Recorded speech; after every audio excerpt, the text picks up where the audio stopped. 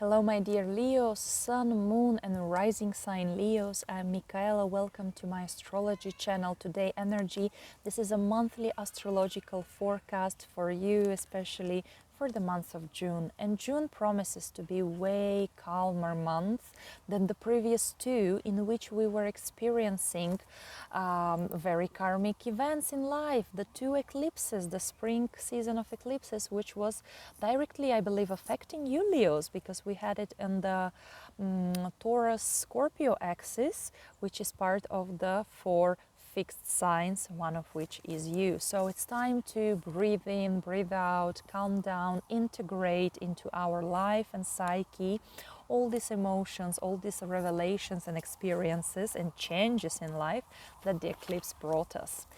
So we start the month with the conjunction of Mars and Jupiter in your 9th house, that's Aries. Wow, so that's great for success, popularity, good reputation, being a teacher, being a guru, being a leader. And there is a lot of passion in this.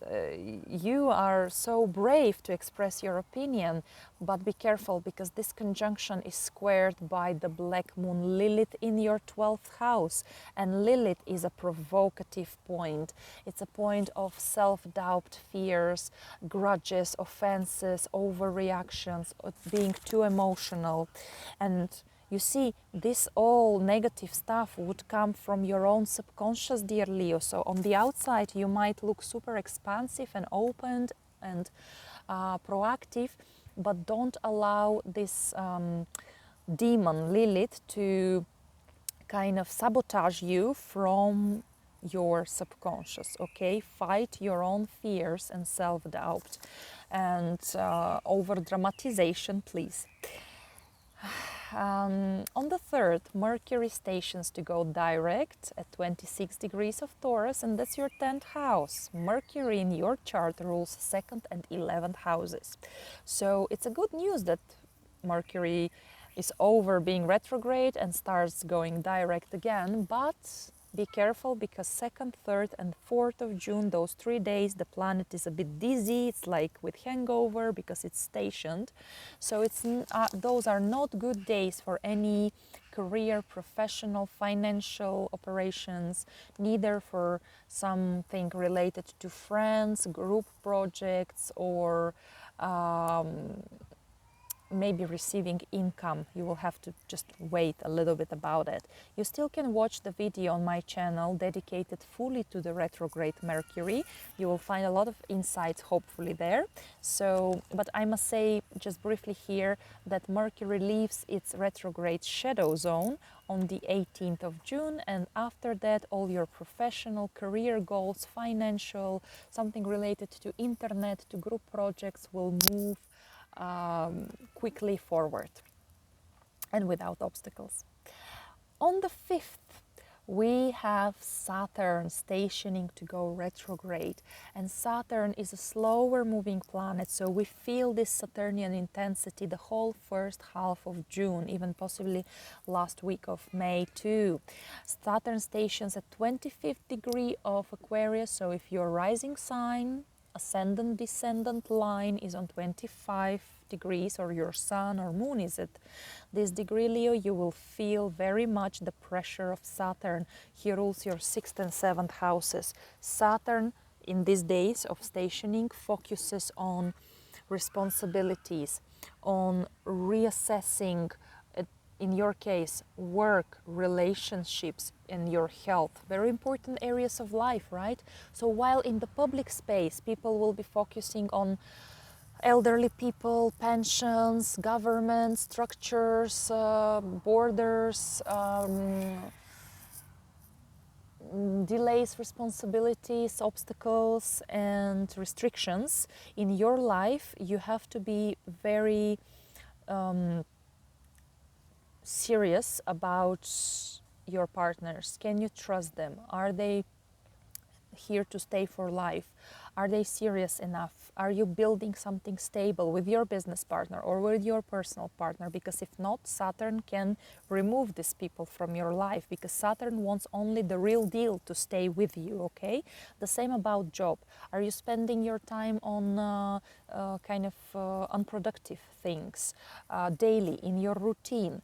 Are you overindulging yourself? Because Saturn likes to shrink stuff. Saturn is about self-consciousness, being strict, being ascetic a little bit. It's like the hermit in the tarot cards. So, well, try not to fall into self-doubts, fears of abandonment, isolation, or just cutting your relationships or people around you, or quitting your job. But maybe you need to restructure somewhere there how this all works for you. Plus, your partners will be very much busy now with their own life problems, maybe going back in the past for some reason. Maybe they're on a crossroad in life. Maybe they have a lot of responsibilities on their shoulders. So for you, it's also time to kind of be mature, grow up. Saturn wants us to act like adult people. So no drama, but hard work and efforts. Efforts in building partnerships, building relationships, choosing who are the best people to stay in your life, choosing the best diet, be modest in your diet, do exercises. Put some effort for your health. Pay attention to your health. Don't worry, you'll have 4 months and a half while Saturn is retrograde to reassess all these areas and build solid foundations for work, health, and relationships. And best news here are that after 22nd of October, when Saturn goes back again direct, we will be rewarded for our own efforts, and those will be tangible, material rewards, something you can be proud of, something that elevates your status, that it's a big success and you worked hard for it, so it will stay for good with you. On the 12th, Venus conjuncts Uranus at 16 degrees of Taurus, your 10th house, and you will feel it especially if your MC, the cusp of your 10th house, is around this degree of Taurus. There might be surprises at work. Your work might involve social medias or your local environment, your neighborhood, or maybe your vehicle. And also there might be something breaking in your gadgets, in your social media, or in your vehicle, so be careful with that. You might need to introduce more modern technology in your work. Maybe you're becoming a freelancer. Maybe you're diversifying your income. Some more independency at work, okay? And more usage of technology. I think this conjunction on the 12th of June echoes the events from the end of April, from the solar eclipse in Taurus, because it was as well conjuncting Uranus. There might be some sudden, Uranus is sudden surprises, sudden shift in your status. Suddenly you decide you want to divorce or quit job or go to work there or relocate or quit your home, your parents, something like that. Unexpected journey may be expected here. Expect the unexpected with Uranus. While Venus is in your 10th house, Venus brings good income from your career and also love. You might meet some person of a good status or at work. On the 13th, Mercury goes back again into Gemini. Mercury is already direct, but he was retrograde in Taurus, so now he keeps moving forward, kind of back into Gemini. He was there already. And he will be in Gemini till the 5th of July. That's your 11th house, and that means a lot of communication and friendships and meeting people and social projects and a lot of chats online as well. On the 14th, we have a full moon at 23rd degree of Sagittarius. That's your 5th house, Leos. That's great for culmination of something in the life of your children or in your romantic relationship. Of course, a culmination can be getting a ring, getting engaged, or of course, maybe ending the relationship. Maybe your children are moving out or going to study somewhere. If you have some artistic hobby, you are an actor, maybe that's a performance on a stage, maybe it's an exhibition of your paintings, maybe you publish your novel or your haiku, for example, in internet, but it's some kind of like fame and culmination.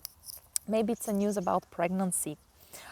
And yeah, can be a lot of that because this full moon is squared by Neptune in your 8th house. Now, on one hand, Neptune is about illusions and sacrifices, which are not always very healthy. So try not to sacrifice for your loved ones or for your children when there is no need, when there is just like the drama of the black moon Lilith.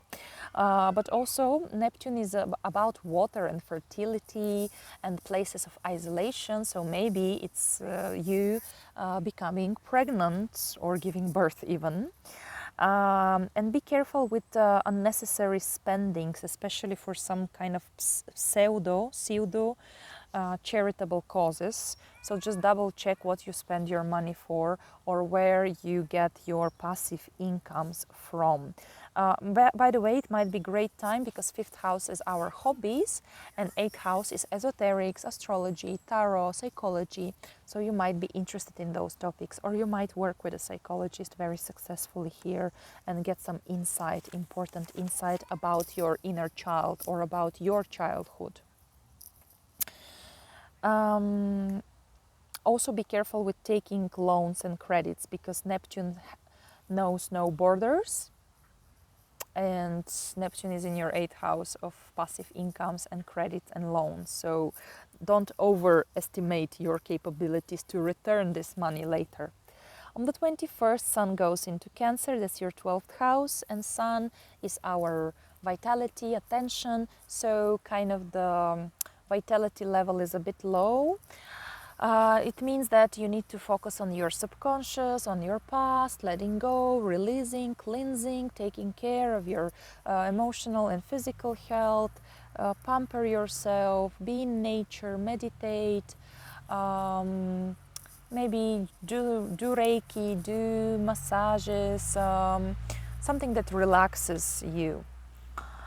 On the same day, Venus from your 10th house trines Pluto in your 6th house. So it's actually a great day for some kind of work and health projects.